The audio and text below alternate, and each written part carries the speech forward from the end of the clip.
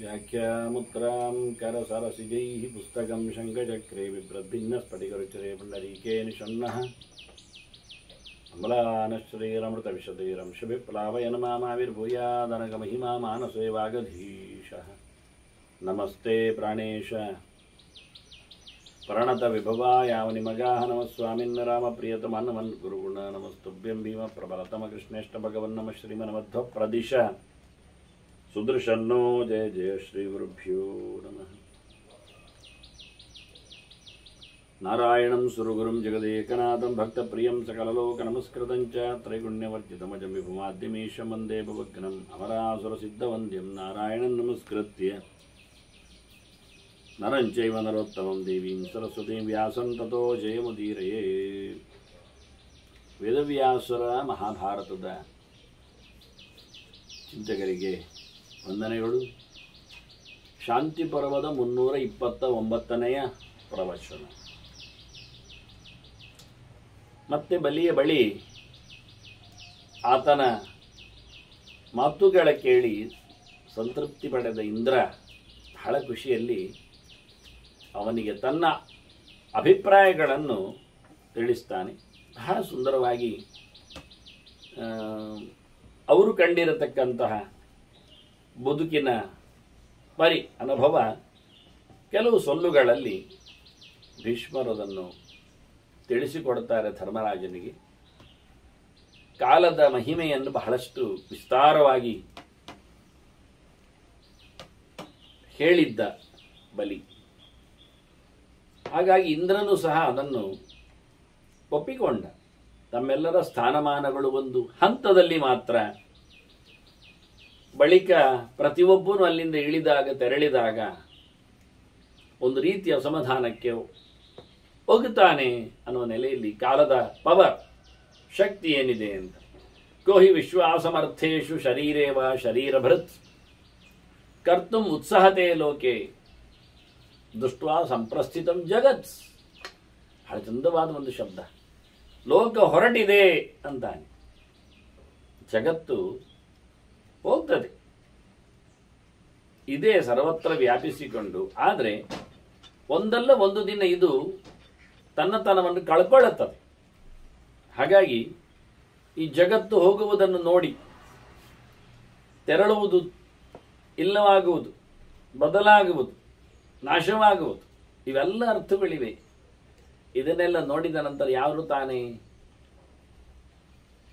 ಗಟ್ಟಿ ಮನಸ್ಸು ಮಾಡಿಯ ಈ ಪದಾರ್ಥಗಳಲ್ಲಿ ತನ್ನ ದೇಹದಲ್ಲಿಯೂ ಯಾರಿಗೆ ವಿಶ್ವಾಸ ಮೂಡುತ್ತದೆ? ಯಾಕೆ ಪ್ರತಿನಿತ್ಯವೂ ದೇಹವು ಸಬಕಳಿಯನ್ನು ಪಡಿತಾ ಇರ್ತದೆ. ಒಂದಲ್ಲ ಒಂದು ಭಾಗದಲ್ಲಿ, ಒಂದಲ್ಲ ಒಂದು ರೀತಿಯಲ್ಲಿ, ಒಂದಲ್ಲ ಒಂದರ ಕೊಳೆತ ಆಗ್ತಾ ಇರ್ತದೆ. ಹಾಗಾಗಿ ಯಾರು ತಾನೇ ಈ ಜಗತ್ತನ್ನು ಶಾಶ್ವತ, ನಾನು ಶಾಶ್ವತ, ಎಲ್ಲವೂ ನಿತ್ಯ ಧ್ರುವ ಅಂತ ಹೇಳ್ಯಾನು? ಖಂಡಿತವಾಗಿ ಹೇಳಲಿಕ್ಕೆ ಸಾಧ್ಯ ಇಲ್ಲ ಅಂತ ಇಂದ್ರನು ಅದಕ್ಕೆ ಒಪ್ಪಿಗೆ ಹೇಳುತ್ತಾನೆ. ನನಗೆ ಗೊತ್ತಿದೆ ಅಂತಾನೆ. ಅಹಮಪ್ಯೇವಮೇವೈನಂ ಜಾನಾಮಿ ಲೋಕಂ ಅಶಾಶ್ವತಂ. ನನಗೆ ಈ ಲೋಕ ಪರ್ಮನೆಂಟ್ ಅಲ್ಲ, ನನ್ನ ಸ್ಥಾನಮಾನ ನಿತ್ಯದ್ದಲ್ಲ ಅಂತ ನನಗೂ ಗೊತ್ತಿದೆ. ಯಾಕೆಂದ್ರೆ ಕಾಲಾಗ್ನೌ ಆಹಿತಂ ಘೋರೇ ಗುಹ್ಯೇ ಸತತಗೆ ಅಕ್ಷರೇ. ಈ ಕಾಲ ಎನ್ನುವ ಒಂದು ಬೆಂಕಿ ಉಂಟಲ್ಲ, ಇದು ಭಯಾನಕ, ಇದು ನಿಗೂಢ. ಯಾವತ್ತು ಬರ್ತದೆ ಈ ಬೆಂಕಿ, ಯಾವತ್ತು ಹರಡುತ್ತದೆ, ಯಾವತ್ತು ಆಪೋಷಣ ಪಡೀತದೆ ಗೊತ್ತಿಲ್ಲ. ಎಲ್ಲೆಡೆ ಇದೆ. ಹಾಗಾಗಿ ಅದು ಅಲ್ಲಿದೆ, ಇಲ್ಲಿ ಬರಲಿಕ್ಕೆ ತಡ ಇದೆ ಅಂತೇನಿಲ್ಲ, ಮತ್ತು ಅದಕ್ಕೆ ಕೊನೆಯೂ ಇಲ್ಲ, ನಂದಿ ಹೋಗುವುದಿಲ್ಲ ಅದು. ಹಾಗಾಗಿ ಯಾವತ್ತೂ ಸಹ ಈ ಲೋಕದ ಮೇಲೆ ಕೊನೆಯ ಬೆಂಕಿ ಅಡರಿದೆ ಅನ್ನೋದು ಗೊತ್ತಿದೆ. ಅದಕ್ಕೆ ಯಾವುದೇ ತಡೆ ಇಲ್ಲ ಎನ್ನುವುದು ಅಚ್ಚರ ಇದೆ.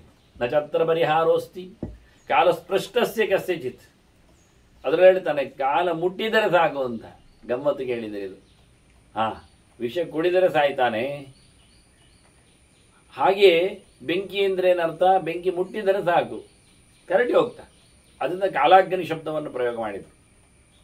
ಹಾಗಾಗಿ ಇದರ ಸ್ಪರ್ಶಕ್ಕೆ ಒಳಗಾದವ ಬಲಿಯಾದ ಅಂತ ಅರ್ಥ. ಮುಗಿದೋಯ್ತು. ಕಾಲ ಮುಡ್ತದೆ, ಹೋಗುವ ಅಂತ ಹೇಳ್ತದೆ. ಅಲ್ಲಿಗಾಯ್ತು, ತೆರಳಲೇಬೇಕು. ಹಾಗಾಗಿ ಇದಕ್ಕೆ ಪರಿಹಾರ ಇಲ್ಲ. ತಡ ಮಾಡಲಿಕ್ಕಿಲ್ಲ, ತಡೆ ಮಾಡಲಿಕ್ಕೆ ಆಗುವುದಿಲ್ಲ ಯಾವನೊಬ್ಬರಿಗೂ. ಸೂಕ್ಷ್ಮಾನಾಂ ಮಹತಾಂಚೈವ ಭೂತಾನಾಂ ಪರಿಪಚ್ಯತ. ಇಲ್ಲಿ ಬಂದ ಬಳಿಕ ಸಾಧನೆ ಮಾಡಲಿಕ್ಕೆ ಶುರು ಮಾಡಿದ ತಕ್ಷಣ ಅದು ಎಷ್ಟಾದರೂ ಆಗಲಿ, ಬೆಂಕಿಯ ಮೇಲೆ ಒಲೆಯ ಮೇಲೆ ಇಟ್ಟಿದ್ದು ನೀರಾಗಿ ಪದಾರ್ಥ ಅಂದರೆ ಅದು ಬೇಯಲಿಕ್ಕೆ ಶುರುವಾಯಿತು ಅಂತ ಅರ್ಥ, ಅಲ್ಲಿ ಮುಗಿಯಿತು. ಅದು ಅವನ ಯೋಗ್ಯತೆಯಲ್ಲಿ ಎಷ್ಟು ಬೆಂದದ್ದು ತಿನ್ನಲಿಕ್ಕುಂಟು ಅಷ್ಟೇ. ಹಾಗೆ ಈ ಲೋಕಕ್ಕೆ ಬಂದ ನಂತರ ಜೀವರನ್ನು, ಇದು ಲೋಕ ಎನ್ನುವುದೊಂದು ಅಡುಗೆ ಪಾತ್ರ ಇದ್ದಾಗೆ, ಜೀವ ಅಂದರೆ ಒಂದು ಬೇಳೆ ಕಾಳಿದ್ದಾಗೆ. ಶುದ್ಧ ಮಿಶ್ರಾಣಿ ಬೀಜಾನಿ ಜಸ್ಟ್ ಲೈಕ್ ಸೀಡ್ಸ್. ಶುರುವಾಯಿತು. ಇದು ಬಾಣಾಲೆಯೇ, ಬೆಂಕಿಯ ಬಾಣಾಲೆಯೇ. ಇದೆಲ್ಲ ಮತ್ತೆ ಬೆಂಕಿ ಹಾಕಬೇಕು ಅಂತೆಲ್ಲ ಪ್ರಶ್ನೆ ಇಲ್ಲ. ಸೂರ್ಯ ಉದಯಿಸ್ತಾನೆಂದರೆ ಕಾಲ ಎನ್ನುವುದು ಬೆಂಕಿ, ಬೆಂಕಿ ಬಂದಾಯಿತು. ಬ್ರಹ್ಮಾಂಡ ಬಾಣಾಲೆ, ಜೀವ ಬಿದ್ದ ಬೀಜ, ಕೊತ ಕೊದಿಯುವುದೇ. ಮತ್ತೆ ಅದು ಹುರಿಯುವುದೋ ಕೊದಿಯುವುದೋ ಬೇಯುವುದೋ ಅದಕ್ಕೆ ಬಿಟ್ಟದ್ದು ಜೀವಕ್ಕೆ. ಎಷ್ಟು ಸಮಯ ಏನು ಹೇಗೆ ಅದಕ್ಕೆ ಬಿಟ್ಟದ್ದು. ಹಾಗಾಗಿ ಇಲ್ಲಿ ಯಾವುದು ದೊಡ್ಡದಾಗಲಿ ಸಣ್ಣದಾಗಲಿ, ಯಾವ ಜೀವಗಳಿಗೂ ಯಾವ ವ್ಯಕ್ತಿಗಳಿಗೂ ಯಾವ ವ್ಯವಸ್ಥೆಗಳಿಗೂ ದೊಡ್ಡತನ ಎನ್ನುವುದು ಜೀವದಲ್ಲಿ ದೊಡ್ಡತನ ಇಲ್ಲ. ಜೀವ ಒಂದೇ ನಮೂನೆ. ಜೀವರಿಗೂ ದೇವರಿಗೂ ಇರತಕ್ಕಂಥ ಡಿಫರೆನ್ಸ್ ಏನು ಕೇಳಿದರೆ ಬಹಳ ದೊಡ್ಡದಾದದ್ದು ಹೇಳುವಂಥದ್ದು ಹೇಳಿದರೆ ಅದರ ಆಕಾರದ ಮೇಲೆ. ಜೀವ ಯಾವತ್ತು ಅಣು, ಅವನಿಗೆ ಪ್ರಕಾಶದ ವ್ಯಾಪ್ತಿ. ಅಣುವಾದ ಜೀವ ದೇಹದಲ್ಲಿದ್ದಾನೆ ಅಂತಂದರೆ ನಮಗೆ ಕಾಲು ಮುಟ್ಟಿದ ಹೇಗೆ ಗೊತ್ತಾಗ್ತದೆ, ತಲೆಗೂದಲು ಮುಟ್ಟಿ ಹೇಗೆ ಗೊತ್ತಾಗ್ತದೆ ಅಂದರೆ ಅದು ಹಾಗೆ. ಕೋಣೆಯಲ್ಲಿ ದೀಪ ಇರುವುದು ಒಂದು ಕಡೆ, ಬೆಳಕು ಸರ್ವತ್ರ ವ್ಯಾಪಿಸಿದೆ. ಎಷ್ಟರ ಮಟ್ಟಿಗೆ ಆಚೆ ಕೋಣೆಗೆ ಹೋಗಿದ್ದಾರ ಮಷ್ಟಿಗೆ, ಅಂದರೆ ಗೋಡೆ ಇರುವವರೆಗೆ, ಅಡ್ಡ ಬರುವವರೆಗೆ. ಹಾಗೆ ನಮ್ಮ ದೇಹದೊಳಗೆ ಜೀವ ಇದೆ, ಅದು ವ್ಯಾಪಿಸಿದೆ. ಎಷ್ಟು? ನಮ್ಮ ದೇಹದಷ್ಟು. ಅದರಿಂದ ಆನೆಯ ದೇಹದಲ್ಲಿಯೂ ಇರುವ ಜೀವ ಅಣುವೆ, ಇರುವೆ ದೇಹದಲ್ಲಿ ಇರುವುದು ಜೀವ ಅಣುವೆ. ಆ ಅಣುತ್ವದಲ್ಲಿ ವ್ಯತ್ಯಾಸ ಇಲ್ಲ, ಎರಡು ಒಂದೇ ಸೇಮ್ ಜೀವ. ಅದರ ವ್ಯಾಪ್ತಿ, ಪ್ರಕಾಶತಃ ವ್ಯಾಪ್ತಿ ಅದರ ದೇಹದಷ್ಟು ಉಂಟು. ಅದುವೇ ವಾಸ್ತು. ಇದು ನಿಜವಾದ ಸಿದ್ಧಾಂತ. ಇನ್ನು ಕೆಲವರು ಜೀವಕ್ಕೆ ದೇಹದಷ್ಟೇ ದೊಡ್ಡತನವನ್ನು ಕೊಡ್ತಾರೆ. ಇಂಥದ್ದಕ್ಕೆ ಕೈ ಮುಟ್ಟಿದಾಗ ಕಾಲು ಮುಟ್ಟಿದಾಗ ಗೊತ್ತಾಗಬೇಕಿರೋ ನೆಲೆಯಲ್ಲಿ. ಹಾಗಾಗಿ ಆನೆಯೊಳಗಿದ್ದ ಜೀವ ಆನೆ ಎಷ್ಟು ದೊಡ್ಡದಂತೆ. ಹಾಗಾದ್ರೆ ಹೋಗುವಾಗ ಕಾಣಬೇಕಲ್ಲ, ಆನೆ ಸತ್ತಾಗ ಕಾಣೋದಿಲ್ಲ. ಹಾಗಾಗಿ ಇದನ್ನು ನಂಬುವುದು ಬಿಟ್ಟರು. ಅವನಿಗೆ ಹೇಳಿದರು. ಮತ್ತೊಂದು ವಿಷಯ, ಆನೆ ಸತ್ತಿದ್ದು ಮತ್ತೆ ಅದು ಇರುವೆ ಆಗ್ತದೆ, ಈಗೆಂತ ಮಾಡೋದು ಆ ಜೀವ ಅಂತ. ಯಾರು ಸಣ್ಣದು ಮಾಡಿದ್ರು ಯಾರು ಮತ್ತೆ? ಯಾಕೆಂದರೆ ಎಲ್ಲ ಜೀವರಿಗೆ ಎಲ್ಲ ಬಗೆಯ ದೇಹಗಳು ವ್ಯವಸ್ಥೆಗಳು ಆಗಲಿ ಸಾಧ್ಯ ಉಂಟು. ಹಾಗಾಗಿ ಆನೆ ಜೀವ ಸತ್ತಿದ್ದು, ಅದಕ್ಕೆ ನೆಕ್ಸ್ಟ್ ಜನ್ಮ ಇರುವೆದ್ದು, ಹಾಗೆಂತ ಆಗ್ತದೆ? ಈ ಇರುವೆ ಸತ್ತಿದ್ದು, ಅದಕ್ಕೆ ನೆಕ್ಸ್ಟ್ ಜನ್ಮ ಆನೆದ್ದು, ಏನಾಗಬೇಕದು? ಆನೆ ಪ್ರಾಣಿ ಕೀಟ ಕ್ರಿಮಿ ಮಾತ್ರ ಅಲ್ಲ, ಮರವಟ್ಟುಗಳು. ಎಷ್ಟು ದೊಡ್ಡ ಮರ, ಎಷ್ಟು ಬೃಹದಾಕಾರದ ಮರ ಸಾಯುವಾಗ ಅದು ಮತ್ತೆ ಹುಟ್ಟಬೇಕು, ಅದು ದೊಡ್ಡದು ಅಷ್ಟು ಜೀವ ಅಂದರೆ. ಅದರಿಂದ ಅದನ್ನು ಕೊನೆಗೆ ಯಾರು ಒಪ್ಪಲಿಲ್ಲ ಆಗಿಬಿಟ್ಟು. ಅದೊಂದು ಸಿದ್ಧಾಂತ ನಡೆದಿತ್ತು, ಅದನ್ನು ಹೇಳಿಕೊಂಡು ಬರುವವರಿದ್ದಾರೆ ಬಿಡಿ. ದೇಹ ವ್ಯಾಪ್ತವಾದದ್ದು ಜೀವ ಅಂತ ಹೇಳಿಕೊಂಡು, ದೇಹದಷ್ಟೇ ದೊಡ್ಡದು ಅಂತ ಹೇಳಿ ಜೀವನ ಬಗ್ಗೆ ವಾದವನ್ನು ಮಾಡಿದವರಿದ್ದಾರೆ.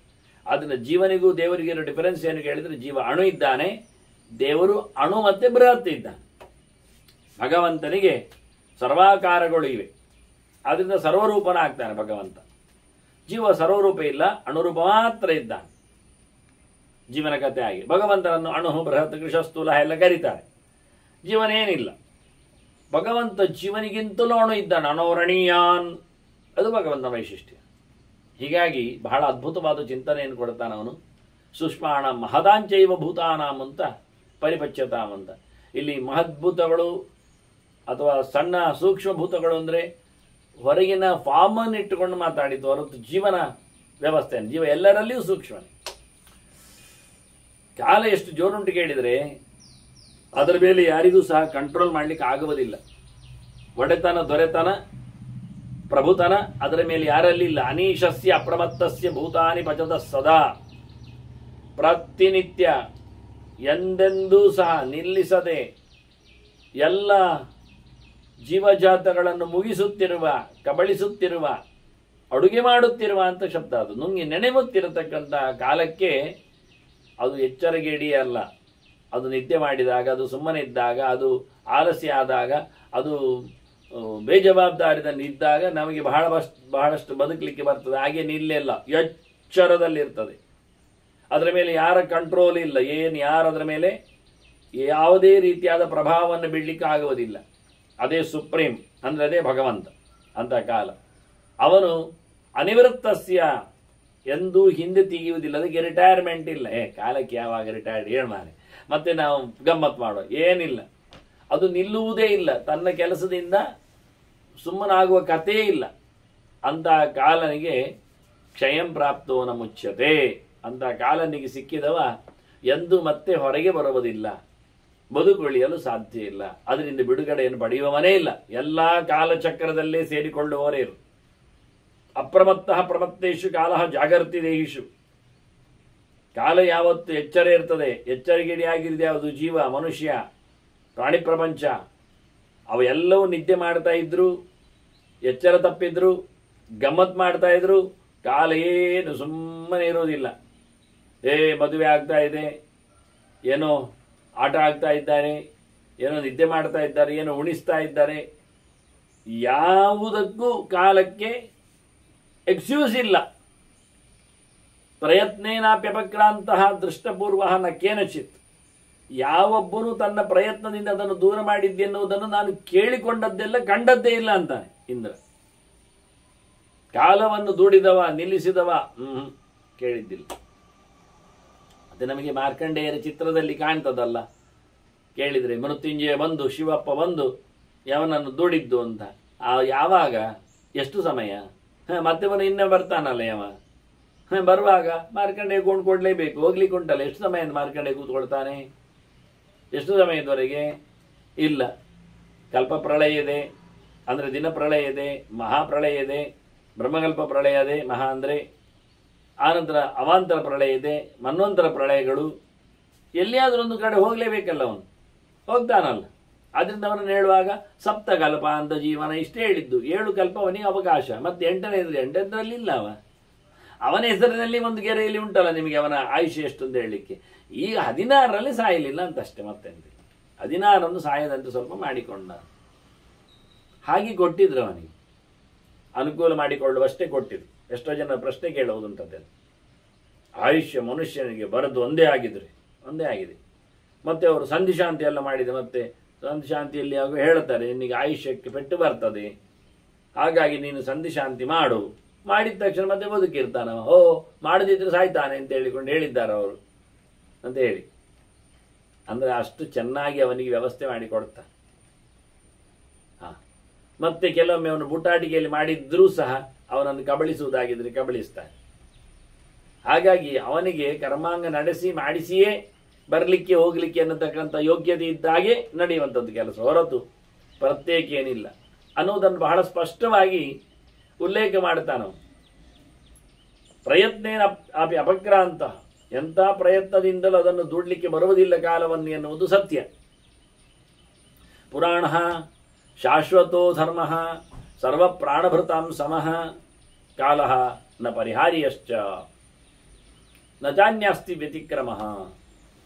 ಕಾಲ ಅದು ಹಿಂದಿನದ್ದೇ, ಯಾವತ್ತಿನದ್ದೇ. ಅಂದ್ರೆ ಭಗವಂತ ಪುರಾಣ ಪ್ರತಿಯೊಂದು ಕಡೆಯಲ್ಲಿಯೂ ಇದ್ದಾನೆ, ಯಾವತ್ತೂ ಇರುವವನೇ, ಶಾಶ್ವತನು. ಅದಕ್ಕಿಂತ ಹಿಂದೆ ಯಾರು ಕೇಳಿದರೆ ಅವನೇ ಕಾಲ, ಮತ್ತೆ ಯಾರಿಲ್ಲ. ಶಾಶ್ವತನು ಅಷ್ಟೇ ಅಲ್ಲದೆ ಅವನು ಧರ್ಮನು. ಅವನು ತಪ್ಪು ಮಾಡುವುದಿಲ್ಲ. ಎಲ್ಲರ ಅವರವರ ಯೋಗ್ಯತೆ ಅನುಸಾರವಾದ ಕರ್ಮದ ನಿಷ್ಠೆಯನ್ನು ನೋಡಿಕೊಂಡೇ ಕೆಲಸ ಮಾಡುವಂಥ. ಅವನು ಸುಮ್ಮನೆ ತೆಗೆಯುವುದು, ಸುಮ್ಮನೆ ಬರೆಸುವುದು ಎಲ್ಲ ಅಲ್ಲೇ ಇಲ್ಲ. ಸಾಪೇಕ್ಷತ್ವ ಅಂತ ಹೇಳಿದ ಹಾಗೆ. ಇಲ್ಲಾದ್ರೆ ಹೇಳ್ತಿದ್ರಿ ನೀವು, ಕಾಲನಿಗೊಂದು ದಯೆ ಇಲ್ಲ ಮಾರೆ, ನಿಷ್ಕರುಣಿಯವ ಇದ್ದಾನೆ. ಅದು ಬೇರೆ ಅವನಲ್ಲಿ ವೈಷಮ್ಯ. ಅವರೆಲ್ಲ ಇದಾಗಿದ್ದಾರೆ, ಮುದುಕರಾಗಿದ್ದಾರೆ, ಸಾಯಲಿಲ್ಲ. ಇವರೆಲ್ಲ ಯುವಕರಿದ್ದಾರೆ, ಸತ್ತೋದ್ರು ಹಾಗೀಗೆ ಹೇಳಿಕೊಂಡು. ಅವರೆಲ್ಲ ಸುಮ್ಮನೆ ಕೂತಿದ್ದಾರೆ, ಸಾಯಿಸಲಿಲ್ಲ. ಇವರೆಲ್ಲ ಮದುವೆ ಮುಂಜಿಗಳಲ್ಲೆಲ್ಲ ವ್ಯಾಪೃತರಾಗಿದ್ದಾರೆ, ಅಲ್ಲೇ ಕೊಂದ ಅಂತ ಹೇಳ್ತಾರೆ. ವೈಷಮ್ಯ ನಿರ್ಗ್ರಹಣೇನ ಸಾಪೇಕ್ಷತ್ವ. ಏನಿಲ್ಲ, ಕಾಲನಿಗೆ ವೈಷಮ್ಯವೂ ಇಲ್ಲ, ನಿರ್ದಯತೆಯೋ ನಿಷ್ಕಾರುಣ್ಯವೂ ಅಲ್ಲ. ಮತ್ತೆ ಯಾರ ಮೇಲೆ ಅವನಿಗೆ ದ್ವೇಷವಿಲ್ಲ, ರಾಗವೇ ಇಲ್ಲ. ಯಾರ್ಯಾರ ಕರ್ಮಗಳು ಯಾವತ್ತು ಹೇಗೆ ಆಗಿದೆಯೋ ಅದನ್ನು ಅನುಗುಣವಾಗಿ ಅವನಿಟ್ಟುಕೊಂಡು ಮುಂದುವರಿಸ್ತಾನೆ. ಇಷ್ಟರವರೆಗೆ ಮಾಡಿದ ಕರ್ಮಗಳಿಂದ ಅವನಿಗೆ ಆಯುಷ್ಯದ ವ್ಯವಸ್ಥೆ ಆಗಿದ್ರೆ ಅದರ ನಂತರದ ಇಲ್ಲ ಆದರೆ ಮುಗಿದೋಯ್ತು, ಕರ್ಕೊಂಡು ಹೋಗ್ತಾನೆ. ಅಲ್ಲವನು ಹಾಗೆ ಅವರು ಹೇಳಿದ ದಿನವೇ ಗಡ್ಡ ಕತ್ತರಿಸಿಕೊಂಡು ತಲೆ ಕೂದಲನ್ನು ಕೆತ್ತಿಕೊಂಡು ಮಾಡ್ತಾ ಆಯುಷ್ಯ ಕರ್ಮ ಅಂತ ಅದಕ್ಕೆ ಹೆಸರು. ಕೆಲವು ದಿನ ಮಾಡಿದರೆ ಆಯುಷ್ಯ ಕಮ್ಮಿ ಆಗ್ತದೆ, ಕೆಲವು ದಿನಗಳಲ್ಲಿ ಸೆಲೆಕ್ಟೆಡ್ ಡೇಸ್ಗಳಲ್ಲಿ ಮಾಡಿದರೆ ಅವನಿಗೆ 5-6 ತಿಂಗಳುಗಳ ವೃದ್ಧಿ ಆಗ್ತದೆ ಆಯುಷ್ಯಗಳು ಎಲ್ಲ ಉಂಟು.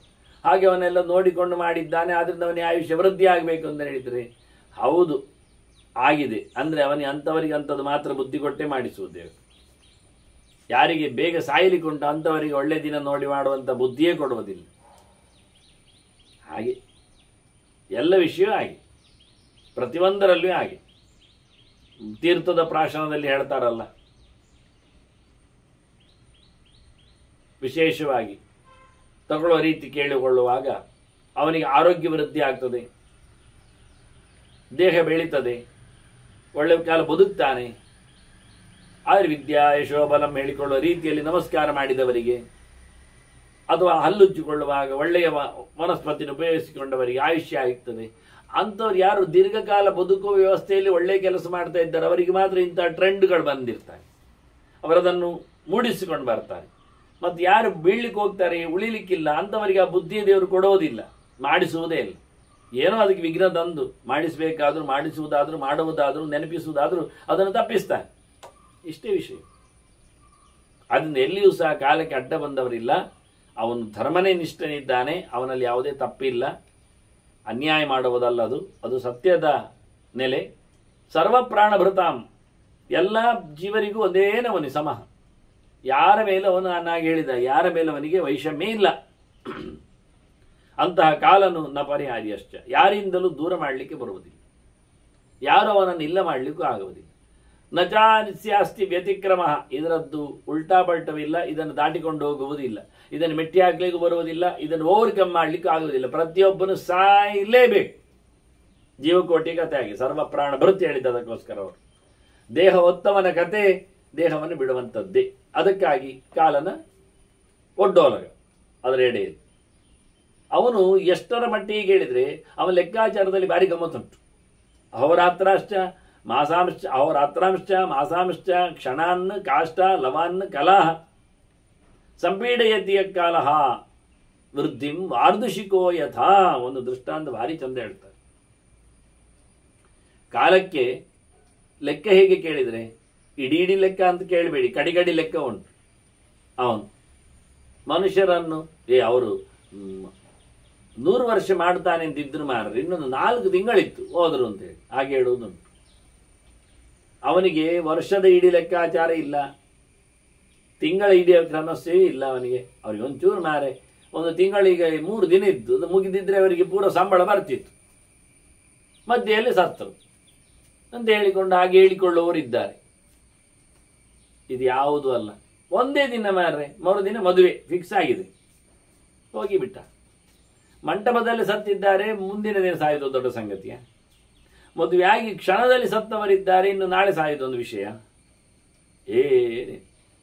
ಇದಕ್ಕೆ ತಿಂಗಳ ಲೆಕ್ಕ ಇಲ್ಲ, ಹಗಲು ರಾತ್ರಿಗಳ ದಿನದ ಲೆಕ್ಕ ಇಲ್ಲ, ಪಕ್ಷದ ಲೆಕ್ಕ ಇಲ್ಲ, ಮತ್ತೆ ಕ್ಷಣ ಲೆಕ್ಕ ಇಲ್ಲ, ಕಾಷ್ಟ ಲೆಕ್ಕ ಇಲ್ಲ, ಲವ ಲೆಕ್ಕ ಇಲ್ಲ, ಕಲೆ ಲೆಕ್ಕ ಇಲ್ಲ. ಇದೆಂದು ನಮಗೆ ಕೇಳಿಕೊಂಡದ್ದೇ ಗೊತ್ತಿಲ್ಲ. ನಮಗೆ ನಿಮಿಷ ಸೆಕೆಂಡ್ ಹೇಳಿದ್ದೆಲ್ಲ ಗೊತ್ತುಂಟು, ಗಂಟೆ ಹೇಳಿದ್ದು ಬರ್ತದೆ. ಸಂಸ್ಕೃತ ಲೆಕ್ಕಾಚಾರ ಗೊತ್ತಿಲ್ಲ. ಒಂದು ಕ್ಷಣ ಕಾಯುವುದಿಲ್ಲ. ಇದು ನಮಗೆ ಕ್ಷಣ ಅಂತ ಹೇಳಿ ನೆನಪುಂಟಷ್ಟೆ.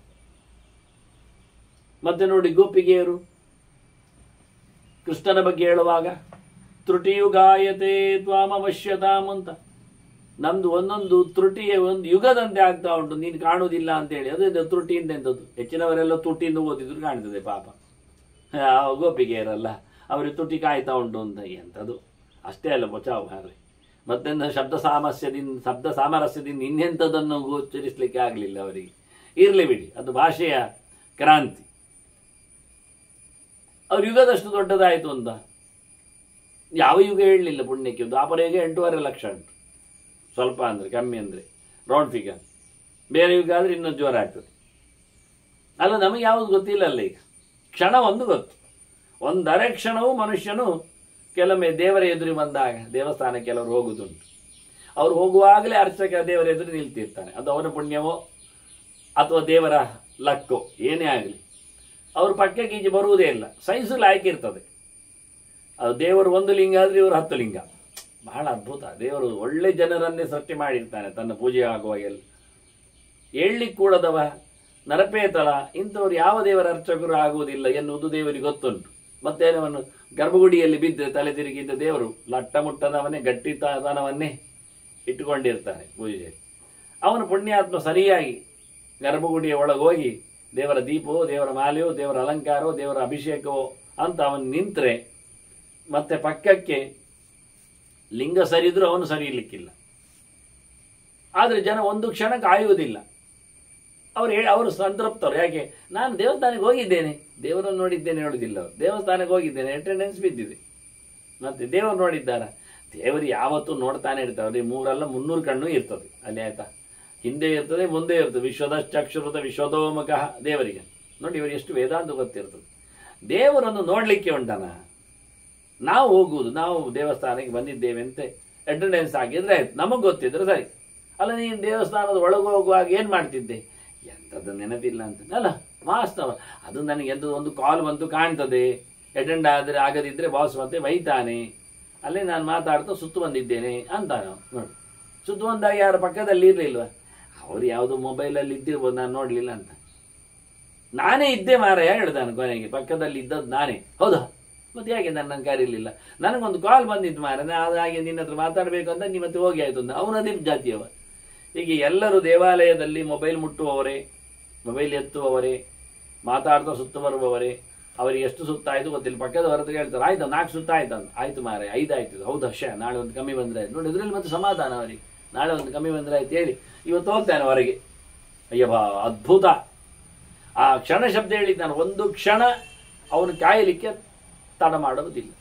ಅದೆಂಥದ್ದು ಕ್ಷಣ ಅಂದ್ರೆ ಬಾಯಲ್ಲಿ ಹೇಳುವಾಗ ಹಾಗೆ ಕಾಣ್ತದೆ, ಕೇಳ್ತದೆ. ಬಸ್ಸುವಂತ ಅಂತ ನೋಡ್ತಾ ಇರ್ತಾರೆ ಗಡಿಯಾರವನ್ನು. ಗಡಿಬಿಡಿ ಅವರಿಗೆ, ಅದು ಮಾಮೂಲಿ ಗಂಟೆಗೆ ಬರುವುದು. ಆದರೂ ಇವರಿಗೆ ತವಾಗ ಸೆಕೆಂಡ್ ಪರಿಚಯಿಸ್ತಾರೆ, ಗಮನಿಸ್ತಾರೆ. ಇದೆಲ್ಲ ವಿಷಯ ಅಲ್ವಾ? ಈಗ ಕಾಲದ ಬಗ್ಗೆ ಒಂದು ಟೇಬಲ್,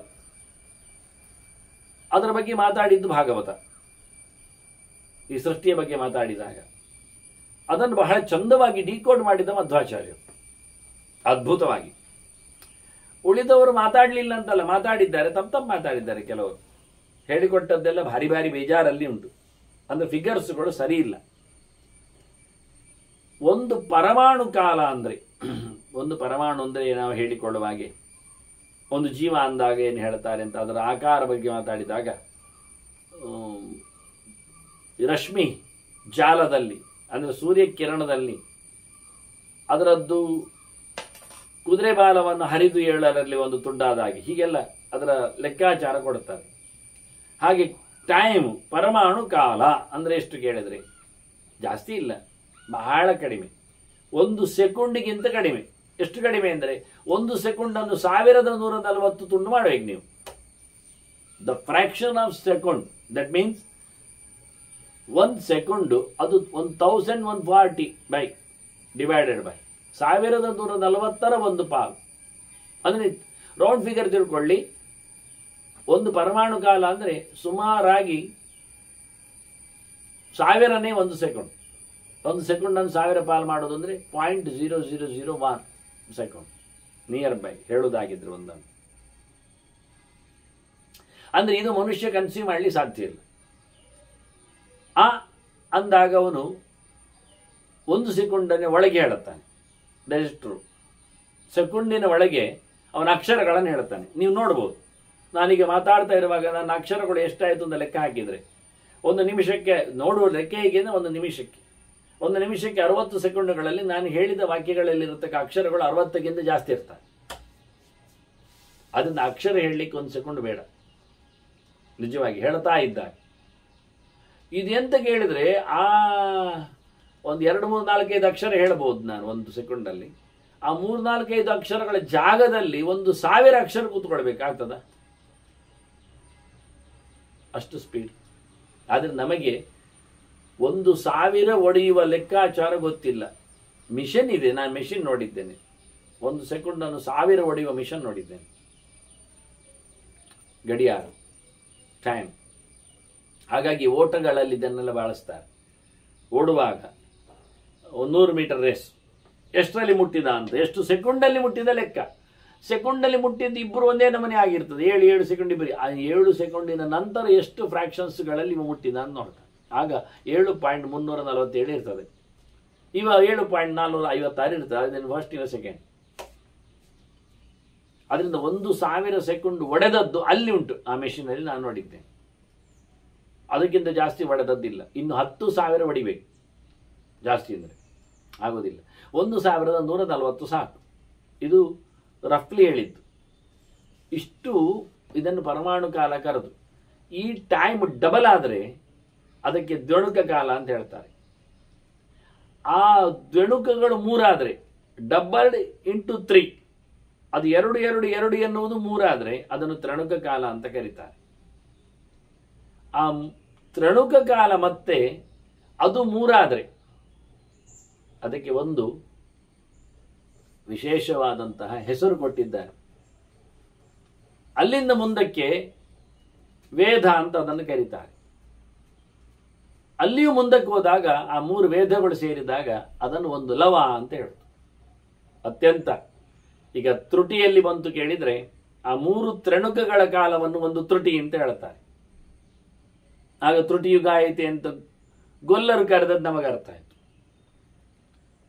ಆ ತ್ರುಟಿಗಿಂತ 3 ಸೇರಿಕೊಂಡಾಗ ಅದನ್ನು ವೇದ ಕಾಲ ಕರೆದ್ರು. ಆ 3 ವೇದಕ್ಕೆ ಒಂದು ಲವ ಅಂತಾರೆ.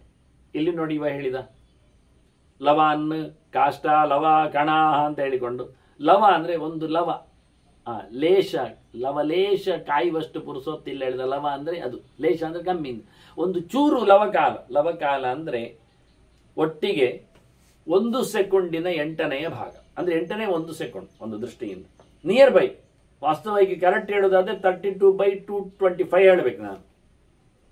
1 ಸೆಕೆಂಡು ಅದನ್ನು 8 ಭಾಗ ಮಾಡಿದರೆ ಎಷ್ಟಾಗ್ಬೋದು ಅಷ್ಟು ಕಾಲವನ್ನು ಲವಕಾಲ ಅಂತ ಕರಿತೀವಿ. ಆ 3 ಲವಕಾಲದಾಗ ಅವರು ಕೊಡತಕ್ಕಂಥ ಹೆಸರು ನಿಮಿಷ ಅಂತ. ಅದು ನಮ್ಮಲ್ಲಿ ಇಲ್ಲ. ಆ ಲೆಕ್ಕಾಚಾರದಲ್ಲಿ ಇವತ್ತಿನ ನಿಮಿಷಕ್ಕೂ ಶಾಸ್ತ್ರ ಹೇಳುವ ನಿಮಿಷಕ್ಕೂ ನಿಮೇಷ ಅಂತ, ನಿಮೇಷ ಉಪಚರ್ಯತೆ ಅಂತಾರೆ. ಅಲ್ಲಿ ನಿಮೇಷ ಶಬ್ದವನ್ನು ಪ್ರಯೋಗ ಮಾಡುತ್ತಾರೆ, ಇಲ್ಲಿ ನಾವು ನಿಮಿಷ ಶಬ್ದವನ್ನು ಪ್ರಯೋಗ ಮಾಡ್ತೇವೆ. ಅದು ಇದು ವ್ಯತ್ಯಾಸ. ಅದು ನಿಮಿಷ ಅಂದ್ರೆ ಇಲ್ಲಿ ಹೇಳುವಂಥದ್ದು 60 ಸೆಕೆಂಡುಗಳಿಗೆ. ಅವರು ಹೇಳುವ ನಿಮೇಷ ಎನ್ನುವುದು ಅದು ನಿಯರ್ ಬೈ 75ನೇ 32 ಸೆಕೆಂಡ್. ಅದು 32/75, 32/75 ಆದರೆ ಅದು ಸೆಕೆಂಡ್ ಏನಿದೆ ಅದು ಒಂದು ದೃಷ್ಟಿಯಿಂದ ಆ ಕಾಲದ ಸಂಸ್ಕೃತದಲ್ಲಿ ಹೇಳ್ತಕ್ಕ ನಿಮೇಷ ಶಬ್ದದ ಅರ್ಥ. ಅದು ಬೇಡ ನಮಗೆ. ಈ 3 ಸೇರಿಕೊಂಡಾಗ ಒಂದು ಕ್ಷಣ.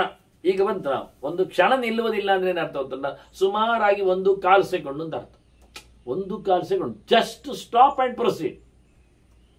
ಜಸ್ಟ್ ಸ್ಟಾಪ್ ಅಂಡ್ ಪ್ರೊಸೀಡ್ ಎನ್ನುವುದಕ್ಕೆ ಕ್ಷಣ ಹೆಸರು. ದೇವರ ಎದುರು ನಿಂತ ಹೋದ, ಜರಗಂಡಿ ಹೇಳುವ ಮುಂಚೆ ಅಷ್ಟು ಫಾಸ್ಟ್ 1/4 ಸೆಕೆಂಡ್ ಇದ್ರೆ ಅದನ್ನು ಕ್ಷಣ ಅಂತ ಹೆಸರು. ಈಗ ನಾವು ಕ್ಷಣವನ್ನು ಗಮನಿಸ್ಲಿಕ್ಕೆ ಆಗ್ತದೆ. 1 ಕ್ಷಣ ಅಂದ್ರೆ ನಿಯರ್ ಬೈ, ಕಂಪ್ಲೀಟ್ ಏನಲ್ಲ. ಹೇಳೋದಾದ್ರೆ 1 ಸೆಕೆಂಡ್ ಮತ್ತೆ 7ನೇ 25ನೇ 7 ಹೇಳಬೇಕು, 7:25 ಹೇಳಬೇಕು. ಅಂದ್ರೆ ಸುಮಾರಾಗಿ ಕಾಲ ಬರ್ತದೆ. ಇಂಥದ್ದು 5 ಕ್ಷಣ ಸೇರಿದಾಗ ಕಾಷ್ಟ. ಇಲ್ಲಿ ಹೇಳಿದವ ಕಾಷ್ಟ, ಲವಾಹ, ಲವಾನ್, ಕಲಾಹ ಅಂತ ಹೇಳ್ತಾನೆ. ಕಾಷ್ಟ ಅಂದ್ರೆ ಏನು ಕೇಳಿದ್ರೆ ಒಂದು ದೃಷ್ಟಿಯಿಂದ 5 ಕ್ಷಣಗಳು ಸೇರಬೇಕು.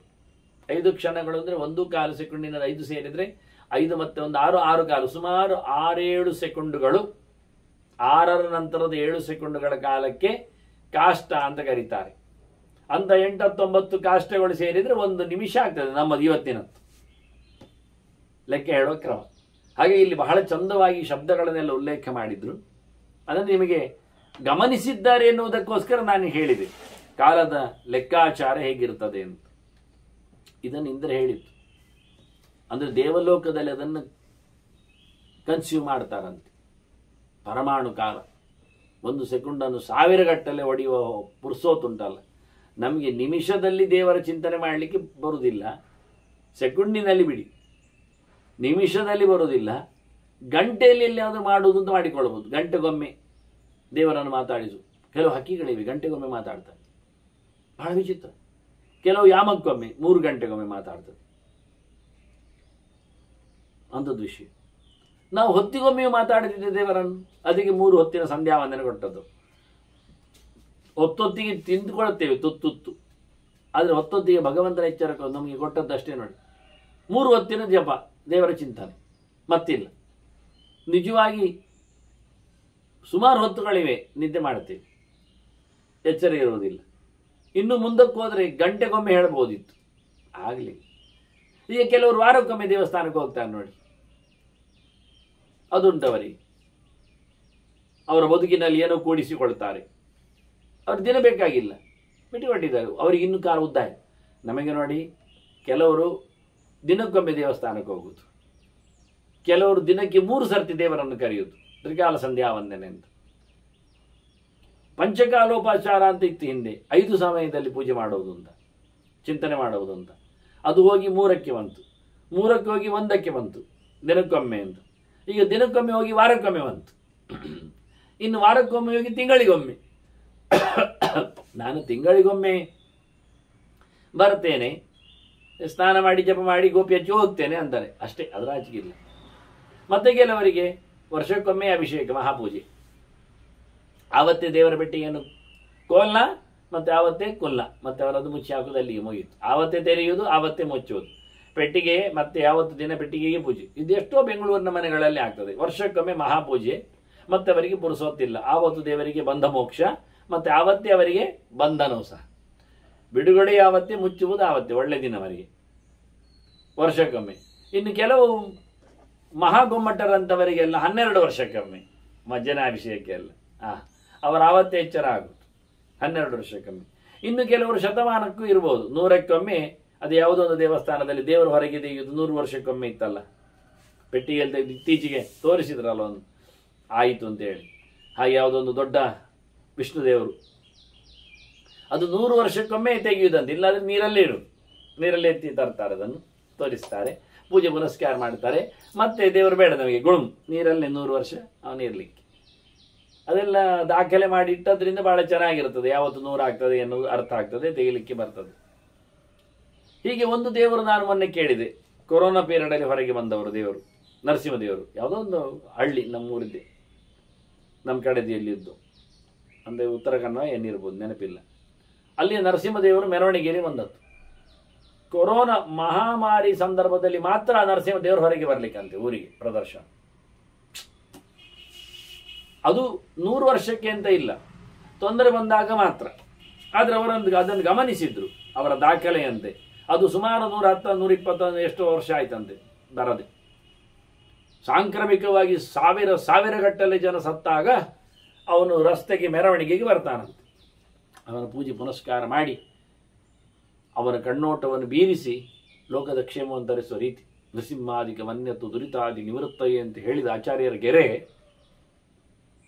ಅದ್ಭುತವಾದ ಒಂದು ಸಂಸ್ಕಾರ ಕೊಟ್ಟಿದೆ. ಬಹಳ ದೊಡ್ಡ ಮಟ್ಟಿನ ದುರಿತ ಬಂದರೆ ನರಸಿಂಹನನ್ನು ಕರಿಬೇಕಂತೆ. ಹಾಗೆ ಲೋಕಕ್ಕೆ ಕ್ಷೇಮಕ್ಕಾಗಿ ಅವ್ರು ಮಾಡಿದ ಆ ರೀತಿ ಬಹಳ ಚೆನ್ನಾಗಿದೆ ಉತ್ಸವ. ನಾನು ನೋಡಿದೆ, ಅದನ್ನು ಕಣ್ಣಾರೆ ನೋಡಿಲ್ಲ, ವಿಡಿಯೋ ನೋಡಿದ್ದೆ ನಾನು. ಅದನ್ನು ಎಲ್ಲಿ ನೆನಪಾಗ್ತಾ ಇಲ್ಲ ಈಗ. ಆ ಕೊರೋನಾದ ಸಂದರ್ಭದಲ್ಲಿ ಮಾತ್ರವೇ, ಕೊರೋನಾ ಅಂತ ಹೇಳಲಿಲ್ಲ ಅವರು, ಇಂತಹ ಮಹಾಮಾರಿ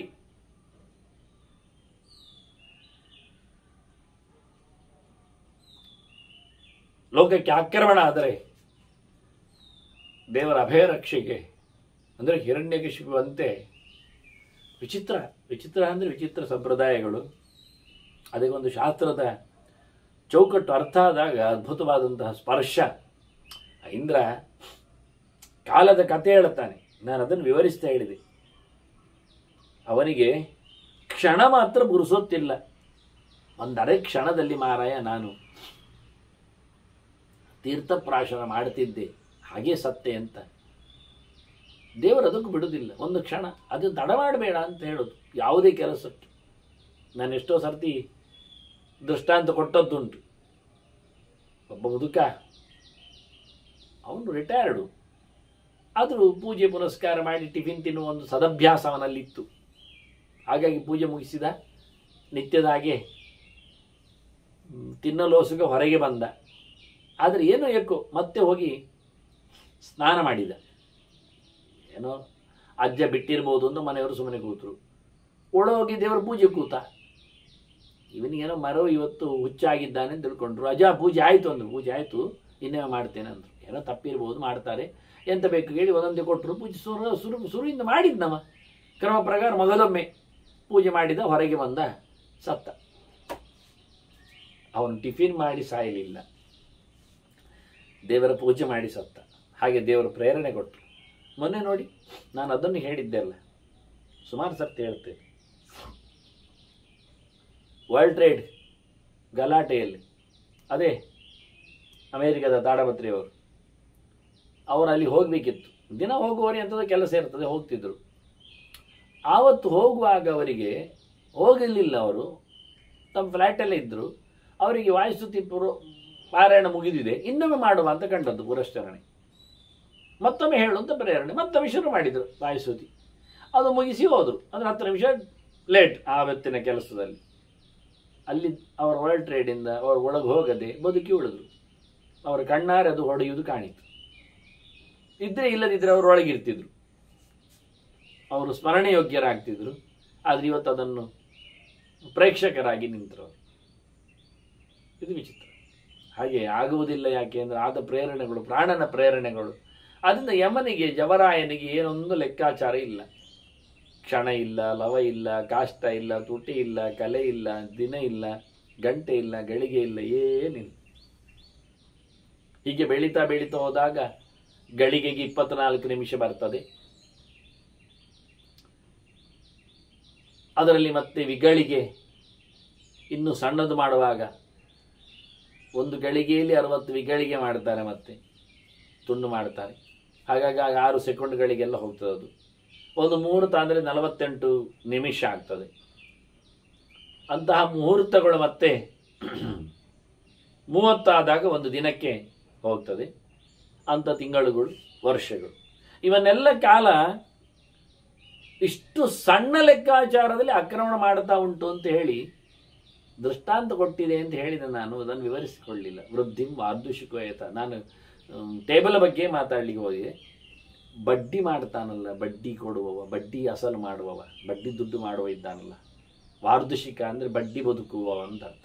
ವೃದ್ಧಿ ಅಂದರೆ ಬಡ್ಡಿ. ಅವ ಹೇಗೆ ಬಡ್ಡಿ ಹಾಕ್ತಾನೋ ಹಾಗೆ ಅಂತ. ಸಾಲಗಾರ ಬಡ್ಡಿಯಲ್ಲಿ ಬದುಕು ದುಡ್ಡು ವ್ಯವಹಾರ ಮಾಡುವವ ಹೇಗೆ ದಿನ ದಿನಕ್ಕೆ ನೋಡಿಕೊಂಡು, ಕಾಸು ಕಾಸನ್ನಿಟ್ಟುಕೊಂಡು, ಬಡ್ಡಿ ನೋಡಿಕೊಂಡು ಅದಕ್ಕೆ ಹೇಳಿಕೊಳ್ತಾನೋ ಹಾಗೆ ಬಿಡುವುದಿಲ್ಲವ. 4 ತಿಂಗಳಾಗಿ 3 ದಿವಸ ಆಯ್ತಲ್ಲ, 3 ದಿವಸಕ್ಕೆ ಎದ್ದು ಕ್ಯಾಲ್ಕುಲೇಷನ್ ಮಾಡ್ತಾನೆ.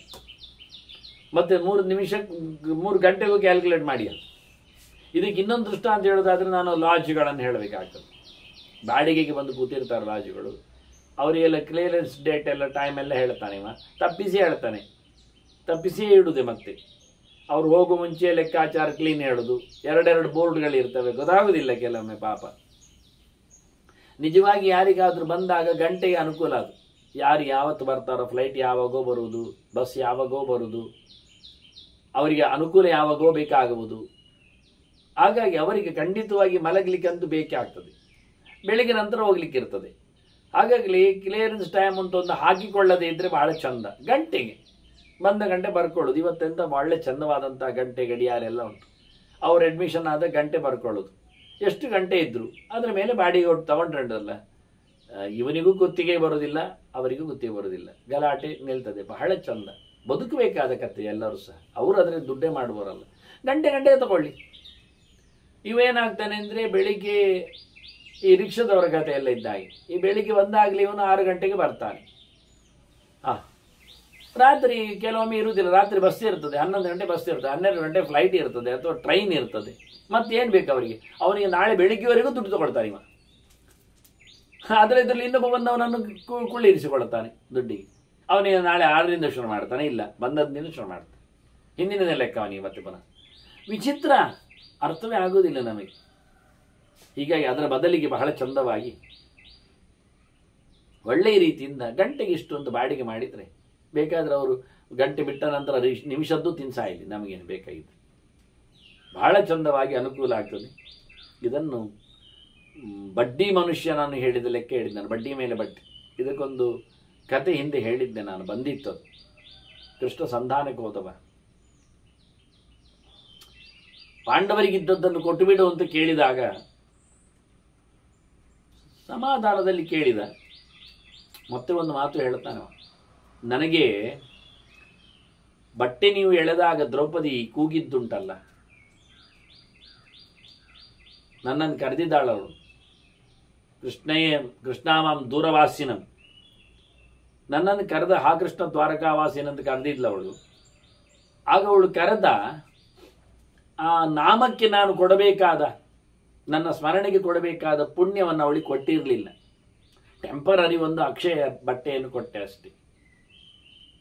ಈಗ ಅದು ಋಣಮೇತತ್ ಪ್ರವರ್ಧಮ್ಮೆ ಹೃದಯ ನಾಪಸರ್ಪತಿ, ಇವತ್ತು ಅದಕ್ಕೆ ಬಡ್ಡಿ ಬೆಳೀತಾ ಉಂಟು.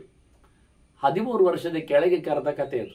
ಕೃಷ್ಣ ಅಂತ ಹೇಳಿ ಆರ್ತನಾದ ಮಾಡಿದ್ದು, ಅದಕ್ಕೆ ನಾನು ಅವಳಿಗೆ ಕೊಡಬೇಕಾದ ಈಗ ಬಡ್ಡಿ ಸೇರುತ್ತಾ ಉಂಟು.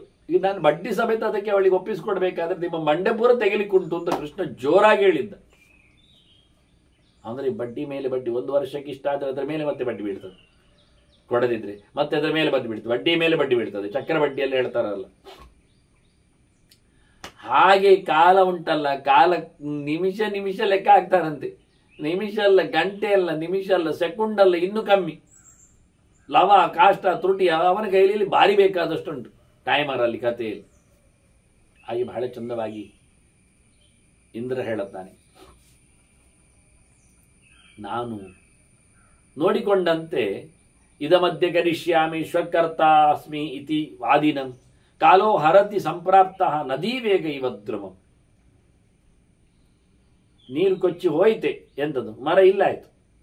ನಿನ್ನೆ ನೋಡಿದೆ, ಹೌದು ನಿನ್ನೆ ನೋಡಿದೆ, ಇವತ್ತೊಂದು ಬೊಳ್ಳ ಬಂದಿದೆ, ನೆರೆ ಎದ್ದಿದೆ, ಪ್ರವಾಹ ಬಿದ್ದಿದೆ, ಹೋಗಿ ಆಯ್ತು, ನೆಲ ಸಮ ಆಯ್ತು. ಮರ ಹೇಳ್ತಾ ಇತ್ತು ನಾನು ಗಟ್ಟಿದ್ದೇನೆ, ನಾಳೆ ನಿಲ್ತೇನೆ ಅಂತ. ಎಲ್ಲಿ ಉಂಟು ಮನುಷ್ಯನ ಕರ್ತವ್ಯ? ಆಯ್ತು, ಇದ ಮಧ್ಯೆ ಕರಿಷ್ಯಾಮಿ, ಈಗ ನಾನು ಮಾಡ್ತೇನೆ, ಶ್ವಕರ್ತಾಸ್ಮಿ, ನಾಳೆ ಇದನ್ನು ಮಾಡ್ಲಿಕ್ಕುಂಟು, ಈಗ ಇದು ಮಾಡ್ತೇನೆ, ನಾಳೆ ಇದು ಮಾಡ್ತೇನೆ ಅಂತ. ಏನಾಗ್ತದೆ ಅಷ್ಟೊತ್ತಿಗೆ ಈತಿ ತಗೊಂಡೋಗಿ ಆಗಿ ಕಾಲೋ ಹರತಿ ಸಂಪ್ರಾಪ್ತ.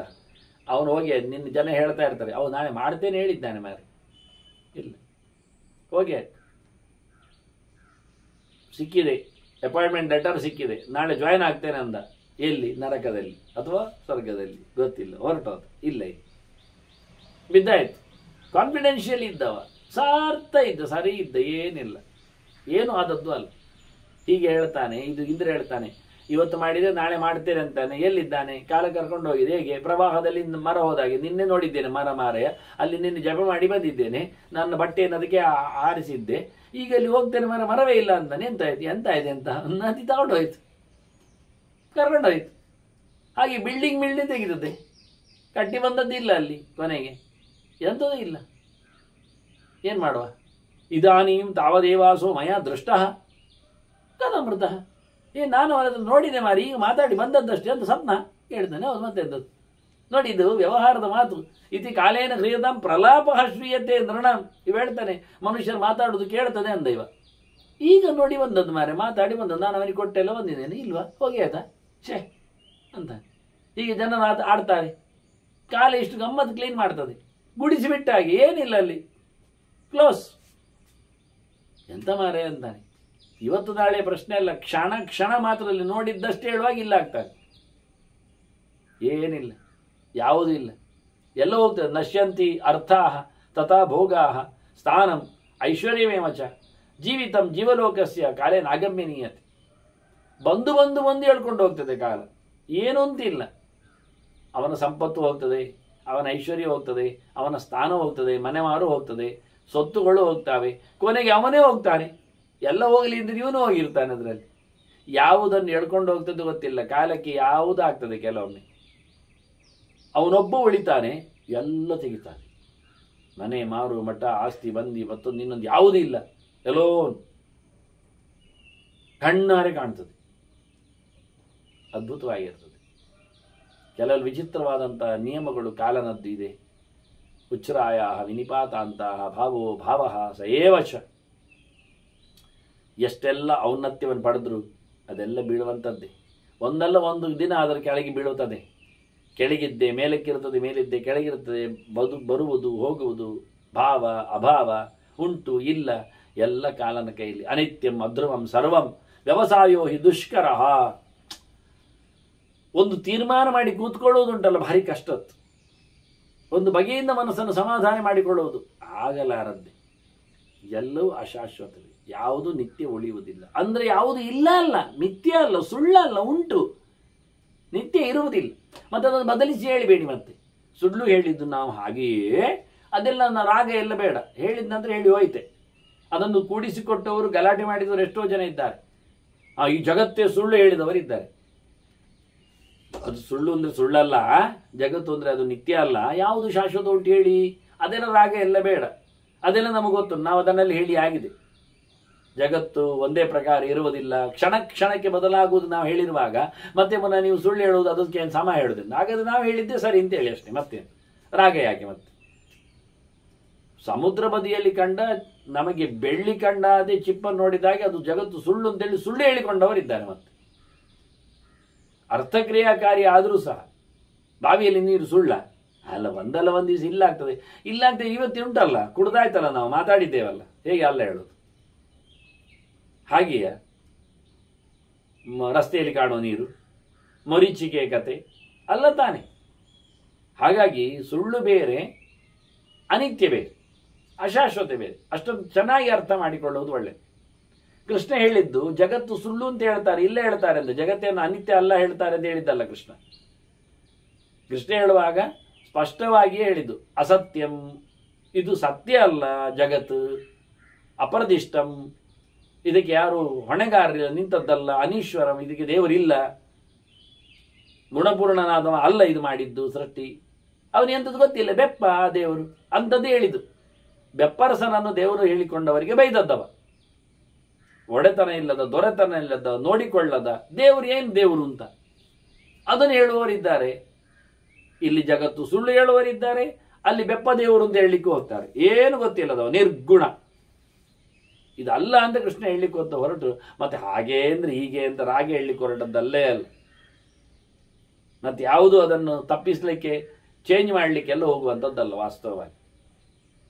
ಆದ್ರಿಂದ ಕಾಲೇನ ಆಕ್ರಮ್ಯ ಲೋಕೆ ಅಸ್ಮಾನ್ ಪಶ್ಚಿಮಾನೇ ಬಲೀಯಸ ಅಜ್ಯೇಷ್ಠಂ ಅಕನಿಷ್ಠಂಚ ಕ್ಷಿಪ್ಯಮಾಣೋನ ಬುದ್ಧತೆ. ಎಲ್ಲ ಕಾಲ ಏನು ಮಾಡ್ತದೆ, ಎಳ್ಕೊಂಡು ಹೋಗಿ ಎಳೆದ್ದಾಕಿ ಮುಗಿಸ್ತದೆ, ಬಲಾತ್ಕಾರದಲ್ಲಿ ನಡೆಸ್ತದೆ. ಅದು ದೊಡ್ಡವಾಗಲಿ ಸಣ್ಣವಾಗಲಿ ಅದಕ್ಕೇನು ಯಾವುದೇ ರೀತಿಯಾದಂತಹ ಅದಕ್ಕೆ ಏರುಪೇರುಗಳಿಲ್ಲ. ಯಾವನೊಬ್ಬನಿಗೂ ಸಹ ಅರ್ಥ ಆಗ್ತಾ ಇಲ್ಲ. ಕ್ಷಿಪ್ಯಮಾಣ ನ ಬುದ್ಧತೆ. ಎಲ್ಲರನ್ನು ಎಸೆದು ಬೀಳ್ತಾ ಇರತಕ್ಕಂತಹ ಕಾಲವನ್ನು ನೋಡಿಯೂ ಮನುಷ್ಯ ಎಚ್ಚರ ಆಗುವುದಿಲ್ಲ ಅಂದ್ರೆ ಎಷ್ಟು ಕಷ್ಟ ಅಲ್ವ? ಈ ಲೋಕದಲ್ಲಿ ಏನು ಅನ್ಯಾಯ ಆಗ್ತಾ ಇದೆ, ಏನು ಅರ್ಥ ಆಗ್ತಾ ಇದೆ, ಏನೇನು ಮಾಡಿಕೊಳ್ತಾರೆ, ಹೀಗೇಗೋ ಇರ್ತಾರೆ. ಈರ್ಷ್ಯ, ಅಭಿಮಾನ, ಲೋಭ, ಕಾಮ, ಕ್ರೋಧ, ಭಯ, ಸ್ಪೃಹ, ಮೋಹ, ಇದರಲ್ಲೇ ಜನ ಕೂತದ್ದು. ಲೋಕಾಸಕ್ತ ವಿಮುಖ್ಯತೆ.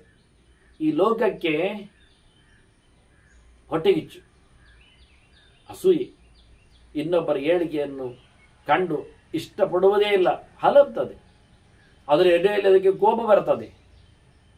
ತನ್ನ ಮೇಲೆ ಅಭಿಮಾನ, ಓವರ್ ಕಾನ್ಫಿಡೆನ್ಸ್, ಗರ್ವ, ಅಹಂಕಾರ, ಬಿಂಕ, ದರ್ಪ, ಮತ್ತೆ ಪರಮಲೋಭ, ಕಂಜೂಸ್, ಜಿಪುಣತನ, ಬಯಕೆಗಳ ಗೂಡಾಗ್ತಾರೆ, ಬೇಕುಗಳು ಕೇಳ್ತಾನೆ, ಹೆದರಿಕೆ ಹುಟ್ಟಿಸುವುದು ಬೇರೆ, ಆಸೆ, ಅತ್ಯಾಸೆ, ಇನ್ನೊಬ್ಬರದ್ದು ಕದಿಯುವ ತಿನ್ನುವ ಚಟ, ಮೋಹ ಅಂತ ಹೇಳಿದ್ರೆ ಅರ್ಥ ಆಗುವುದಿಲ್ಲ, ಅರ್ಥ ಆಗಿಸಿಕೊಳ್ಳದಂತಹ ಒಂದು ಕತೆ ಬಗ್ಗೆ.